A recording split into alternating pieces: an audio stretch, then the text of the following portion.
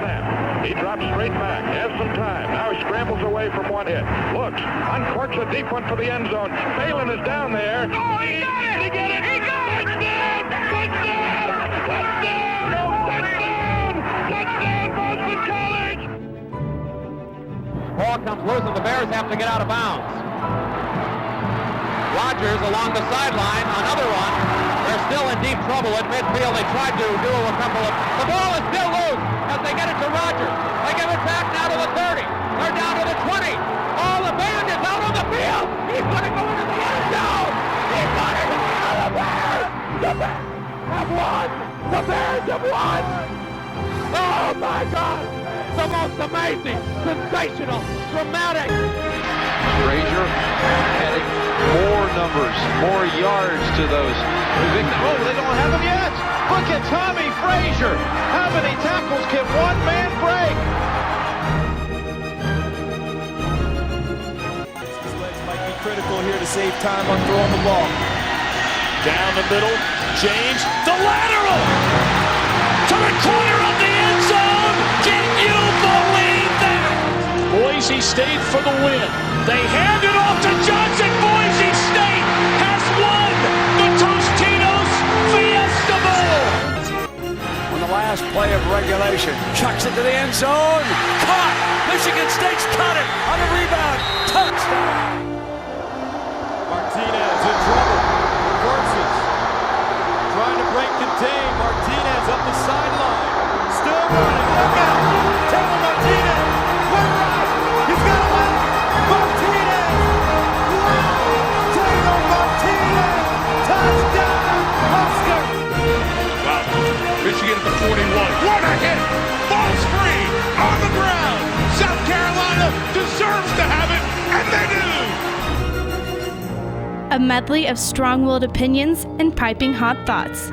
This is the College Football Podcast with co-hosts Tyler Arlt and Cade Webb.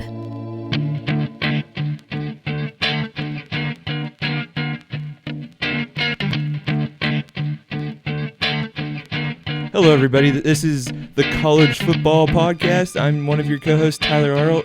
Sadly, Cade Webb cannot make it. He had some stuff come up at his college, but we'll give him the pass, and we look forward to him being on the show next week.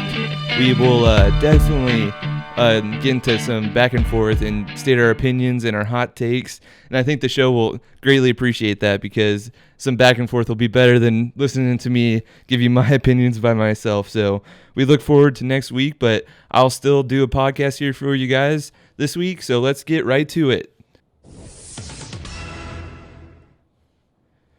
The first news story I would like to get to is the mess that is happening at USC. Coach Steve Sarkisian was at a benefit for alumni and got on stage drunk and on medications. That is new as of today, is that he was mixing drugs and medication, and the athletic director was seen scolding him behind the stage after he had gotten off. And for Steve Sarkisian, this is going to be his second year at a UFC program that was projected to be in the top 5 nationally coming into the season. They have a returning quarterback and loads of weapons all around the field. Now, this is a big distraction for the team that already has a ton of distractions living in Southern California. And I want to say that it won't take away from the product on the field to start the season, but who knows if the players even respect their head coach anymore. I think that is a good question to raise, as new reports have been coming out that some of his players have seen him acting suspiciously in the locker room and when talking to other players, and that would definitely be a problem. Another question I'd like to raise, and you guys can either comment or tweet at me with your opinions on this topic once we get this posted onto YouTube, is that why has this happened? Like, why has it gone so far, I guess? Like, you have to think that someone knew about it before this big story came out, and then all these hundreds of little stories that follow a big story. You know, like, was the athletic director, did he know something was wrong, or was he, like, not covering it up, but not, like, saying that our coach has a problem and he needs help until he was in public and made a fool of himself? Now, back to the football side of things, I think that if the players don't respect their coach, that Steve Sarkisian will be on his way out at any time. if the wins don't add up, I guess, is the caveat. If he goes out and goes 12-0 and they make the college football playoff, and you won't hear about this until some ESPN story of like the turnaround, a 30 for 30 comes around about how Sarkisian was at this low and then took this football team and won a national championship or made the college football playoff. So that's what I think about it. If you want to talk to me about it, don't forget to tweet at me and comment on our YouTube page where this video will be posted, and we'll definitely make this audience driven, get back to you guys. And if there's a story that you want to share, go ahead and let us know, and we can give you our 2 cents on it, because Cade and I's 2 cents are probably the best 2 cents you'll ever hear on a college football topic. First and foremost, I'd like to apologize for my behavior Saturday night. It was inappropriate. I feel bad for the University of Southern California. I feel bad for Max Nikias, Pat Hayden. I feel bad for our players, and I feel bad for my own kids. The next news story that I would like to get to just came out today as well. This is about Coach Flood for Rutgers. Now, this story is very interesting if you get into academics in football. Kyle Flood, the head coach at Rutgers University, reportedly had said contact with a professor about changing a player's grade. Now, that is the headline, but what really happened is that Coach Flood for Rutgers contacted a professor, and he contacted the professor on an email that wasn't his university email. So that's suspicion number 1. Like, why not just use your email that the school gave you? The suspicion number 2 is that what was actually said in the email. Now, the school made this public for a reason. They could have done this more quietly and come out with more of a total findings at the end and said, this is what happened and this is what we did and this is the result and this is the punishment.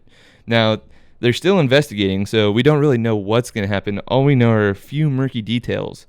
And Coach Flood actually had to answer some questions today after practice, where he told reporters that the practice of asking about a student's grades is not unusual and should not be frowned upon.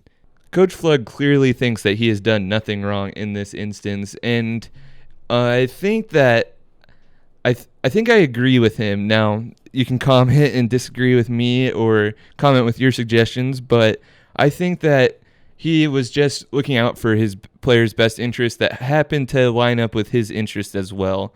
He wants this football player to be on the field, obviously, and he cares about the student's well-being. I think he cares about the student's grade as well.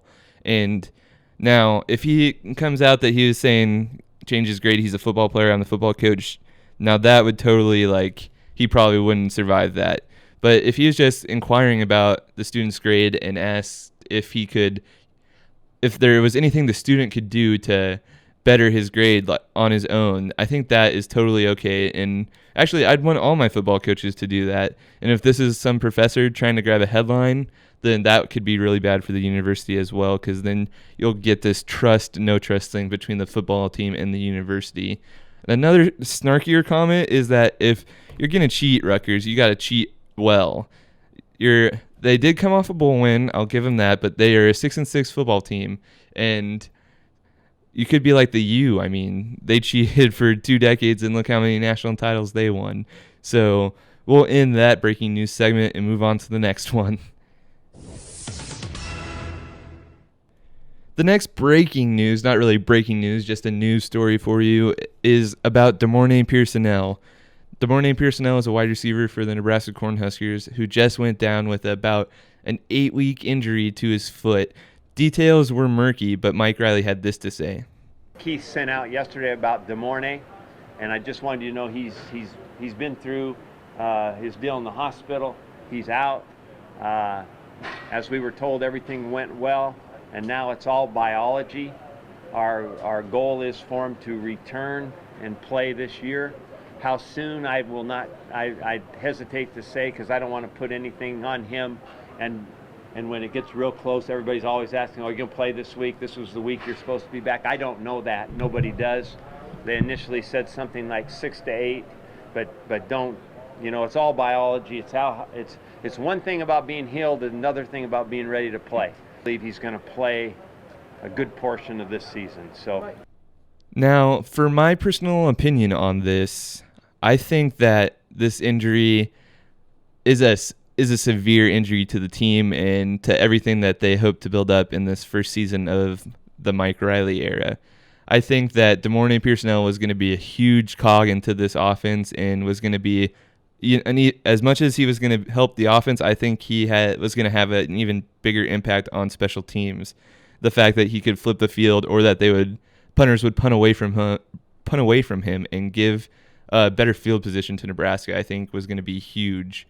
And the fact that that's not there anymore, I think will end up costing the Huskers in the long run more than his production on offense. I think his production on offense could be replaceable, maybe not to the standards that DeMornay was going to have, but I could see Jamal Turner stepping into that role and having almost just as much success as DeMornay would have had.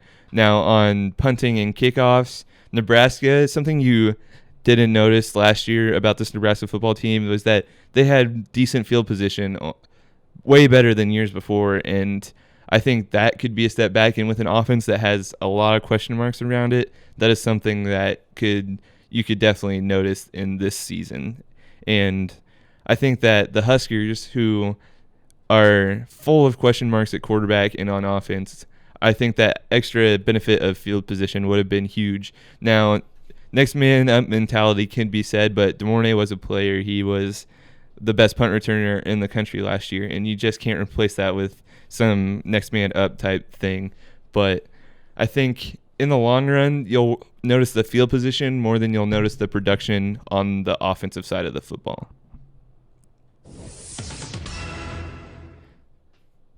That was our breaking news segment. We will move on to our next segment, which will normally be the recap segment. This is where we will recap the last week's games and scores and some of the stuff we predicted in the last episode we will get to in this segment. But since we have nothing to recap, I'm going to give you my top 25.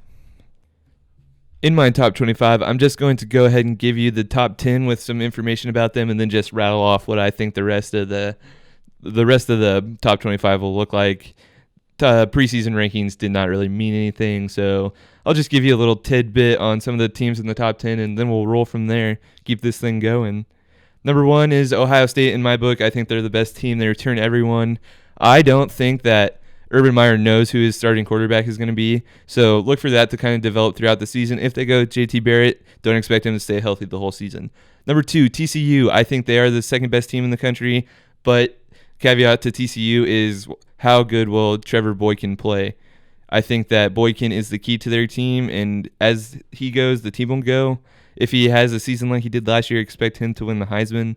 Number 3, Alabama. Questions at quarterback loom for Alabama, and I could see them taking a step back this year, but they'll ride Nick Saban and their defense all the way to how far their quarterback will carry them. Look for Nick Saban to find creative ways to score points, maybe do some uncharacteristic style stuff that Nick Saban doesn't normally do. Number 4 is Michigan State in my book. Michigan State is solid all around. They have probably, I'm going to say, decent quarterback play, but some of you might get on me for that because Connor Cook is probably going to be a top 4-round draft pick, I'd say, at the very least. So I'm not a believer in Connor Cook, but a lot of people are, and his numbers prove it. There's no reason not to believe in him. I just think that he's not the type of quarterback I would want, but their defense is always good, and they lose their running back, but look for them to rebound in the running game. Number 5 is Auburn in my book, and they seem to be the hype team of the SEC this year, and for good reason. They have a lot of firepower returning on offense, and they have a new quarterback to replace Nick Marshall, but the SEC is going to be brutal. Mark my words that an SEC team will have 2 losses before the final week of the season. Number 6 is Baylor. I'm not a huge believer in Baylor. They lost their quarterback. Art Briles' system is very quarterback friendly, but I just don't know if the Bears can recap that magic they had last year. Now, I could be proven to be a dumb fool, but I'm just not a believer in the Bears, but they still make the top They make my top 6 just based on talent alone. Next, we have USC coming in at 7. I liked USC way more before the Sarkisian stuff came out than I do now, but they're so loaded with talent all around that a blind squirrel has to find a nut eventually. And if there was a blind squirrel head coach, we would all say it's Steve Sarkisian now. Coming in at number 8, it is Oregon. I'm a little concerned that they will lose the Marcus Mariota. Sorry, it took me a while to think of his name there. I feel that his production might be missed dearly. We'll see what they do on defense. I think Oregon is a 3-loss team, but someone has to be in these top 10. Next is Georgia. Their schedule is so easy this year that they're expected to roll through the SEC East. I would expect that too. Nick Chubb is going to carry the ball a ton, so expect him to dominate. And the SEC East will be better than past years, though. I'm a big believer that Tennessee has turned a corner. I think Florida will be down a few more years, but I think Tennessee is on the right track, so look out for them. Number 10, I'm going to go with Florida State. Let me see what they have at quarterback. I know they have talent, and I'm just concerned about all the off-the-field issues at Florida State. How long is Jimbo going to be there? But that is a question for another time. So that was our top 10 there. We'll rattle through the next 15 to get this thing going. Next for me is Clemson at 11, and then UCLA at 12, Notre Dame at 13, Arizona State at 14, Georgia Tech at 15, LSU 16, Arkansas 17, Ole Miss 18, Oklahoma 19, Stanford 20, Arizona 21, Boise State 22, Oklahoma State 23, Tennessee 24, and who am I going to take with that last spot? Give me Nebraska. I'll go Homer, slide him into the top 25. Thank you very much. That was the top 25. Normally, this will be the recap segment. We'll think of a cool name. Maybe you could want to suggest one, but we'll just recap the past week's scores and storylines here. Maybe some injuries, but we have nothing to recap. I don't want to recap the entire offseason for you, so we'll just do Tyler's top 25. And I'm sure Cade will want to list his top 25, so just tweet at him. That's at Cade Webb. He'll give you his top 25 since he cannot make it tonight. But that was my top 25, so we'll move on to the next segment, which will be the conference look-in segment. In this part of the show, or podcast if you prefer, we will look into each individual conference. I know Cade has a lot of Big 12 stuff he likes to talk about and get to. I'll look more into the Big 10, but then together we'll individually help each other out with some stories that we've picked up from each conference. We'll look at the ACC, the Big 10, the Big 12, the SEC, and the Pac-12. We'll kind of look in and see what's going on in each division race, the conference as a whole, maybe some sleepers or some teams that have disappointed us as well, or some teams that have surprised us. Anything is open for discussion in this part of the show, so we will definitely keep it open, and we will talk about anything that floats our boat and fire up the hot take cannon as well, because that's what drives the clicks is some hot takes. So let's jump right into it. Let's get to the ACC. I will state this, that the ACC is wide open. Florida State, I just said, was in my top 10. Not very confident that they can win the conference. I think there's a lot of teams in this conference that can take the next step. I think that if you want a sleeper, if you're a gambler, take Miami to win the conference. Hoya will definitely carry them further than you expect, further than the experts think, as Lee Corso says. But that's a long shot. I really like Georgia Tech. I like what they're doing. And Clemson has always been at the top in recent years, giving Florida State a run for their money. So that's Florida State, Clemson, Georgia Tech. Miami's a long shot. They have talent. They always will. But if you want to pick a winner, go ahead and leave your comment. I'll take Georgia Tech to win the conference this year. They really, really impressed me with their bowl win against Mississippi State, who was expected to win by 7, if I do recall, and the SEC was just on this high pedestal before the bowl games kicked off, and Mississippi State was one of their crown possessions. We'll get to them when we hit the SEC, but I think that what Georgia Tech just shellacked Mississippi State in that Orange Bowl, so that is something that really hits home for me, and I love the option, and I think that Georgia Tech is the team to win the conference. And once the season starts, we'll break this down more. I'm just going to give you a little bit of my takes from each conference. We'll move on to the Big 12. The Big 12. Man, do I wish Cade was here to talk about this with me. The Big 12 is wide open in my opinion. There's no front runner at all. I mean, if you want to call TCU and Baylor the front runners, I mean, they're the most talented, but I think that you have a number of teams that could jump up and win the conference. TCU, by far, the most talented, like I said, in the top 25, but I don't know if it's by far, I guess. I'm going to retract that statement and say that TCU is the most talented. It's not by far. Their quarterback play is probably the best in the conference, and that's what makes them the number 2 team in the country. But if Boykin gets hurt, or if he doesn't play like he did last year, TCU has a good defense, but don't expect them to not make it out of the conference without at least 2 losses. Baylor, I already said I'm not a believer in, and I don't think they'll finish second in the conference. I think Art Briles has had 3 pretty good quarterbacks in a row, and I don't know if this next guy can get the job done to the level that the past 3 have. And that leaves teams like Oklahoma, Oklahoma State, Texas, Kansas State. There's like a West Virginia even. There's like a bunch of teams grouped right together with about the same expectations. I wouldn't be surprised if one of those teams found themselves in the talk come the final weeks of the season.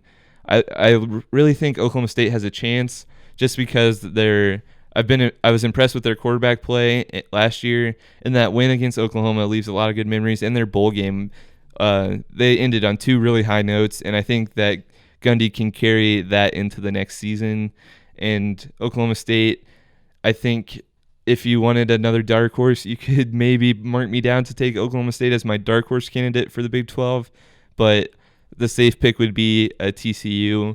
Don't count out teams like Texas Tech either. I know a lot of people are not on the Texas Tech bandwagon after last season, but I think Cliff Kingsbury is a good coach, and I think that Texas Tech could turn the corner at any time. We'll move on to my conference, the Big Ten here. I think that the Big Ten is a one-trick pony. Ohio State, clearly the best team in the conference and the country. I think that they're about 2 times better than Michigan State, but I think that one game doesn't really define what I'm trying to get at, I guess, is that Michigan State could win the Ohio State matchup, but I wouldn't. You know what? I'll stick to my point. I think Michigan State can beat Ohio State, even though Ohio State is so much better than them. I think that Cardale Jones he's talented. I think he put it together on the biggest stage last year. I'd be interested to see if he could carry that through a whole season, but I don't think he will be the starter. I think JT Barrett will be the starter, but I don't think JT Barrett can stay healthy for a whole season either. So the embarrassment of riches Urban has is quite sad and angry, makes me angry being a Nebraska fan. But I think the top 2 teams in the conference are both in that division. I think Michigan fans are way over their heads thinking Harbaugh can make them contend for a division. If that's what they want, I'd settle for 7-5, 8-4 bowl game if I was a Michigan fan. We'll slide over to the other side of the conference, which is Nebraska's conference to lose, in my opinion. Wisconsin was preseason 19th in the AP poll, and I don't get that at all. I think Nebraska returns better pieces than Wisconsin, and I think Nebraska has a better coach than Wisconsin now, and Nebraska gets Wisconsin at home this year. And a lot of people jump on that Minnesota bandwagon. I don't blame you. They're kind of the sneaky, sexy pick if you want to be different. I think that this is Nebraska's conference to lose even after the DeMornay Pearson-L injury. I think that the defensive line needs to stay healthy as well as the linebackers. Nebraska's defense is so talented. They just have to avoid the critical injury, and the defense will carry them. Tommy can't be dumb. He has to have progressed between his sophomore year and junior year, and he has to make his progressions out on the field. Mike Riley will pull his hair out if he had any if Tommy doesn't get through his reads, which is something that Tommy has struggled with all year. So give me Ohio State versus Nebraska in the Big Ten championship, and let's just hope that Nebraska puts up a better effort than Wisconsin did last year. Moving on, what's that leave? The Pac-12. Let's go with the Pac-12, and then we'll hit the SEC as our final conference. The Pac-12, I think, is going to be one of the most exciting conferences to watch from a standpoint of back and forth games and no true contender setting itself apart. USC has the most talent, in my opinion, and I think that they are the favorites to win the conference over Oregon. Marcus Mariota is going to be tough to replace if you're an Oregon fan. So I feel confident in the fact that they have always been good between quarterbacks, but I think Marcus Mariota is the best quarterback to come out of Oregon since before the Chip Kelly era. So I'm interested to see how much of an impact he had on the team. And I think Arizona State is going to be good. I think Arizona is going to be good. Utah will be good, in my opinion. I think the Pac-12 is loaded with about teams that could be ranked in between 10 and 15 to 20. I don't think there's an elite team unless USC comes out and just murks on everyone. I think that the conference has a ton of decently good teams, so I think it'll be really exciting to watch the Pac-12. Sorry, I forgot to mention UCLA too. They're super talented. I think Moore is a good coach too for them. So they have so many like decently good to really good teams that I think the conference will be great to watch. And our last conference up for debate here is the SEC. I did not save the best for last because I think that SEC is going to have a down year this year. The SEC is struggling to get quality quarterbacks, and that's the biggest position in football, in college football and NFL football, is the quarterback. Who's the best quarterback in the SEC? Go ahead and leave a comment with your suggestion. I'm going to say that it's Dak Prescott, and it's Dak Prescott by a landslide. I think that he is definitely the best quarterback, and he doesn't have anything around him, so you're taking the best quarterback and putting him on a mediocre team, which makes them above average, I guess. But then you have teams like Alabama and the SEC defense philosophy. I'm not a believer in LSU. They have severe quarterback issues. Watch out for them. I think Les Miles is on his way out. I think they're a 7-win team, LSU. Maybe Les Miles goes and finds a job somewhere else and takes them to a national title. I think that could happen. But I think you're going to have a SEC team with at least 2 conference losses coming into the final week of the season. That's not championship week either. I think your 2 best teams in the SEC will be Georgia, and they might have 1 loss. I'll take that back. 2 SEC West teams will have 2 losses or more. Georgia should run through the SEC East fairly well. Their biggest test will be in Tennessee and South Carolina, but I think Tennessee is a bigger challenge. I'm a big believer in Tennessee, as I said, so look out for them, but Tennessee is not, they're a year away from contending for a division title, I think, so Georgia may be 1 loss, 2 loss, undefeated area, but I think Alabama and Auburn will have 2 losses before coming into their conference matchup in the last week of the season. So that is the conference look-in segment.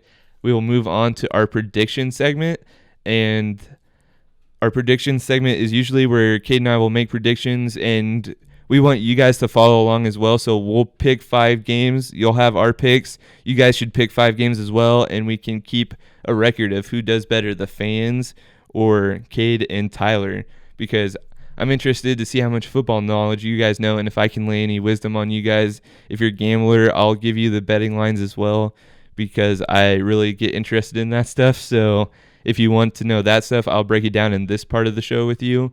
But since we do not have anything to predict this is the only time we won't have that. Thank goodness. College football is almost here. But my prediction for next week is that Cade Webb will be on air, and we'll get this thing rocking and rolling between us. We'll get some back and forth. Maybe some bullets will be fired. Who knows? I bet he's pretty happy that I picked Oklahoma State as a dark horse candidate. But that's just Cade. I want to thank you guys for listening. This is Tyler Arlt for Cade Webb and the College Football Podcast. Thanks for listening, everyone. Roll it up, take a hit, feeling lit, feeling right. 2 a.m. summer night. I don't care, hand on the wheel, driving drunk, I'm doing my thing, rolling the mid beside. Make sure to subscribe to the College Football Podcast on YouTube. You can also find the College Football Podcast hosts on Twitter. This is the College Football Podcast with co-hosts Tyler Arlt and Cade Webb.